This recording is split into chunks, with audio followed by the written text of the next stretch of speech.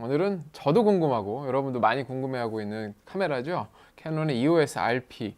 예, 유튜브에서도 너무 이슈가 많이 돼가지고 이건 좀 아니지 않나, 캐논 너무하지 않나 이런 생각을 갖고 접근을 했는데 실제 사용해 보니까 실은 그렇지가 않아요. 제가 기대 이상이라는 거예요. 좋아요.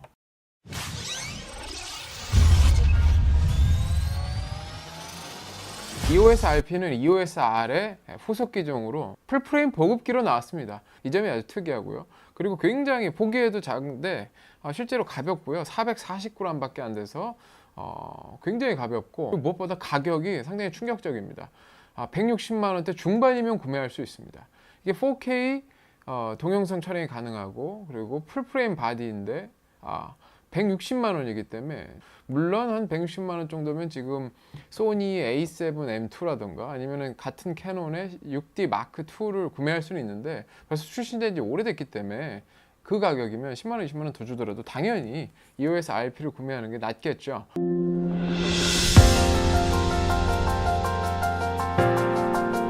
2600만 화소 풀프레임 CMOS 그 센서가 탑재가 되어 있고요. 그리고 듀얼 픽셀 AF 지원을 하고요. AF 속도도 0.05초, 굉장히 빠르죠. 물론 뭐 소니가 0.02초 막 이런 식으로 구현을 하긴 했는데 어쨌든 풀프레임 중에서 굉장히 빠르고 정확하다라는 점, 정확하다는 게 중요해요. 그래서 사진 찍을 때 뭐 아무리 빠르면 뭐합니까? 안 정확하면 무슨 소용이 없지. 그래서 굉장히 정확하고, 그리고 이제 RF 렌즈, 특히 이 35mm 렌즈를 이번에 사용해 봤는데 같이 나왔죠. 왜? 캐논도 장사를 해야 되니까. 그래서 이 35mm가 매크로를 지원해서 AF가 그렇게 막 싹 스무드하게 빠르지는 않지만 표준 광각으로 해서 다양하게 활용을 해봤는데, 뭐 인물 사진에서도 주변부까지 굉장히 샤프하고 선명하고, 고감도에서는 특히나 굉장히 성능이 좋습니다. 고감도에서는 화질도 좋고 AF도 잘 잡아내고, 기본적으로 마이너스 5 EV까지 뭐 AF를 잡아낸다고 하니까, 물론 그렇게까지 어두운 환경에서 뭐 찍을 일은 없기 때문에 기존의 DSLR, 캐논 DSLR들보다 저는 더 좋은 것 같아요. 네, 당연하죠. 이제 아무래도 플랜지백이 줄었으니까. 그래서 렌즈 구경도 엄청 큽니다. 이게 RF 렌즈가. RF 렌즈의 최대 단점은 비싸다는 거예요. 네, 그래서 이 기존의 EF 렌즈군을 가지고 계신 분들이라면 세컨드 바디나 아니면 그냥 메인 바디로 쓰셔도 아무 문제 없을 것 같아요. 특히나 이제 그렇게 말씀드릴 수 있는 점은 디직 8이 탑재되고 또 버퍼도 굉장히 좋아졌다라는 거예요.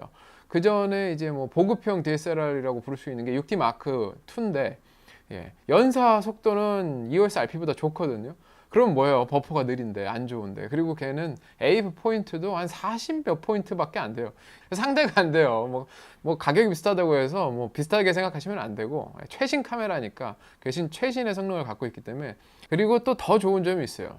로우 포맷도 그냥 캐논 로우 포맷이 아니라 이제 C 로우라고 해가지고 용량, 즉 압축이 더 잘 되면 있으면서 화질은 별 차이가 없는 포맷을 지원하기 때문에 연사로 그냥 착.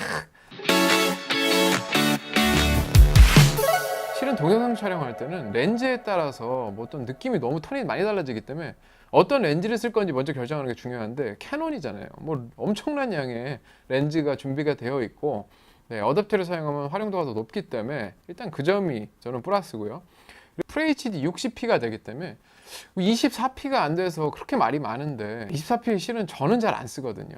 근데 물론 24p를 꼭 써야 되겠다 하시는 분들은 안 쓰면 됩니다. 요즘에 100만 원대, 딱 100만 원대면은 뭐 소니 알파 6400도 그렇고, 그리고 뭐 후지필름 XT30도 그렇고, 뭐 4K도 다 30p씩 지원하고 어마어마하게 포맷을 잘 지원하기 때문에 그런 카메라들을 활용하면 되고요. 어쨌든 얘는 FHD 60p 확실히 쓸만하다라는 거, 아마 그 점이 자신감이 있어가지고 뭐 다른 것들을 뭐 뺐을 수도 있고요. 근데 이제 4K 부분은 확실히 단점이에요.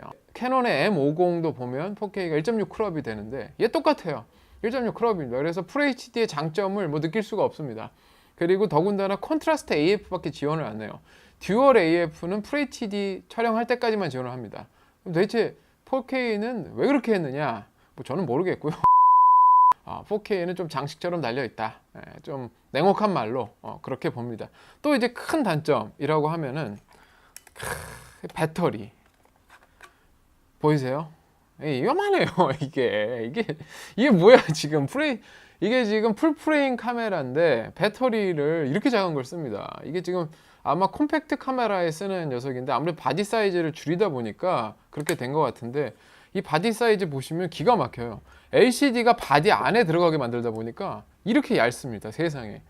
이렇게 얇은 바디를 써야 되니까 기본적으로 배터리가 작아진 것 같고요. 다음에는 좀 그립을 크게 하더라도 배터리를 좀 늘려줬으면 좋겠고, 여기 메모리도 배터리하고 같이 들어가는데, 이게 삼각대에서 이제 메모리 다 찼을 때 삼각대에 꽂아놓고 촬영하면 불편해요. 이 측면으로 와야지, 측면으로.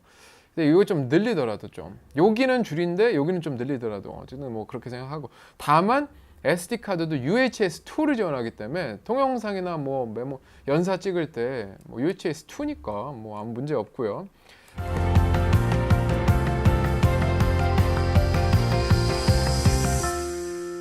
EOS RP를 소개하면서요, RF 렌즈를 말씀을 안 드릴 수가 없어요.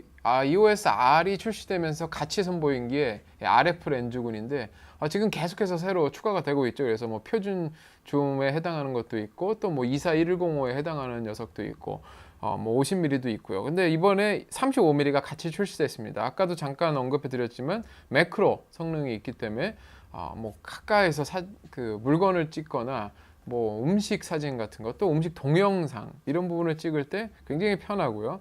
그리고 스테빌라이제이션, 이제 손떨림 방지가 이 EOS RP, EOS R도 그런데 어쨌든 바디 내에 손떨림 방지를 내장하고 있지를 않기 때문에 렌즈에서 이제 커버를 해줘야 되고요. 그래서 이렇게 손떨림 방지 기능이 추가가 돼 있다라는 거. 단렌즈에도 추가가 돼 있다 보니까 뭐 동영상 찍을 때도 편하고 사진 찍을 때도 굉장히 편하고요. 매크로 찍을 때 특히나 손떨림 방지가 그때 필요하거든요. 짐벌이 없이 찍을 때 굉장히 빛을 발합니다. 특히 이제 RF 렌즈군에 있어서 가장 장점이라고 할 만한 점은 요 기능, 펑션 링이에요. 네. 여기 포커스 링만 있는데 요 앞에 링이 하나 더 생겼습니다. 이게 딱딱딱딱딱딱 하고 끊기는데, 요 링에다가 기능을 설정을 할 수가 있습니다. 그래서 동영상 촬영 중에도 내가 뭐 셔터 속도를 바꾸고 싶다거나 그러면 이제 셔터 속도를 여기다 넣으면 되고요. 아니면 내가 ISO를 항상 바꾸고 싶다 그러면 여기다 ISO를 집어넣으면 됩니다. 그리고 무엇보다도 어쨌든 펑션 키가 하나 더 생긴 셈이죠. 네, 그런 점이 굉장히 그 장점입니다. 물론 화질도 굉장히 뛰어나요. 그게 이제 플레인지백이 짧으니까 대구경으로 이제 만들 수가 있어서 그런 거거든요. 대구경이니까 RF 렌즈군이 비싼 대신에 화질이 뛰어나다는 점을 아시면 될 것 같아요.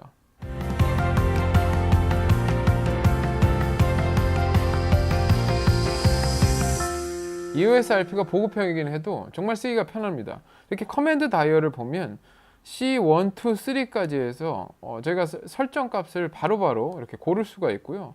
뭐 동영상 전용, 뭐 장면, 그리고 완전 자동, 뭐 등등등, 이렇게 쓰기가 편하게 되어 있기 때문에 캐논을 고르지 않을 수가 없는 거죠. 또 커맨드 다이얼 옆에 이렇게 락을 걸어 놓을 수도 있습니다. 이런 점은 정말 이건 좋다고 생각해요. 이게 혹시라도 촬영 중에 이거 한번 잘못 들어가면 그냥 화면 다 날리는 거거든요. 또 전원 버튼도 이렇게 확실하게 돼 있기 때문에 다른 브랜드들 중에서는 어디라고 얘기하면 좀 그런데 가방송에만 넣어놔도 막 커지고 껴지고 막 난리가 나는 그런 카메라들이 있어요. 근데 이 캐논 EOS RP는 그럴 일이 절대 없다는 점. 그리고 이제 이 터치 스크린이 정말 쓰기가 편해요. 뭐 이렇게 터치를 통한 뭐 AF는 당연히 물론이고, 이렇게 줌 기능, ISO 설정, 그리고 Q 메뉴를 들어가 보시면 뭐 모든 뭐 AF, 뭐 드라이브, 뭐 드라이브 모드, 그리고 뭐 AF 모드, 노출 모드, 그리고 화질, 동영상 화질, 그리고 뭐 그밖에 이 깜빡임 검출, 깜빡임 검출도 있었네 세상에. 그리고 오토 화이트 밸런스, 이 오토 화이트 밸런스도 이 두 가지가 있거든요. 오토 화이트 밸런스 W가 있고 오토 화이트 밸런스가 있는데, 오토 화이트 밸런스 W가 진짜 이게 쓸모가 높은 겁니다. 이런 픽처 스타일도 고를 수가 있고, 예전에는 픽처 스타일 솔직히 중요한지 몰랐는데 동영상을 찍기 시작하면서 굉장히 이게 중요하다고 느껴지고요. 그리고 자동 밝기 최적화 기능, 이게 또 동영상하고 좀 관련이 있는 기능이고, 그래서 종횡비 같은 것도 고를 수가 있고요. 그래서 자주 쓰는 메뉴가 이 터치 스크린 안에서 모두 조정이 가능합니다. 그래서 이 터치 스크린 메뉴만큼은 뭐 소니라든가 뭐 후지라든가 파나소닉이라든가 어느 브랜드보다 이 캐논이 가장 잘 되어 있는 것 같아요. 솔직히 다른 브랜드가 왜 이걸 안 따라하는지도 그것도 의문입니다. 뭐 각각의 뭐 고집이 있는 거죠.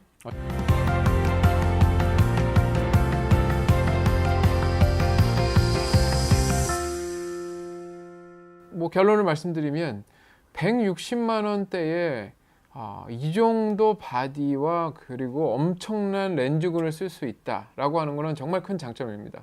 물론 기존에 이제 EF 렌즈군을 가지고 계신 분들에게는 뭐 적극적으로 추천드릴 수 있을 것 같고요. 다만 뭐 새로 이제 뭐 카메라를 구입하고 싶다라고 하시는 분들은 굳이 풀프레임이냐 요 점을 고민하시는 게 오히려 맞을 것 같아요.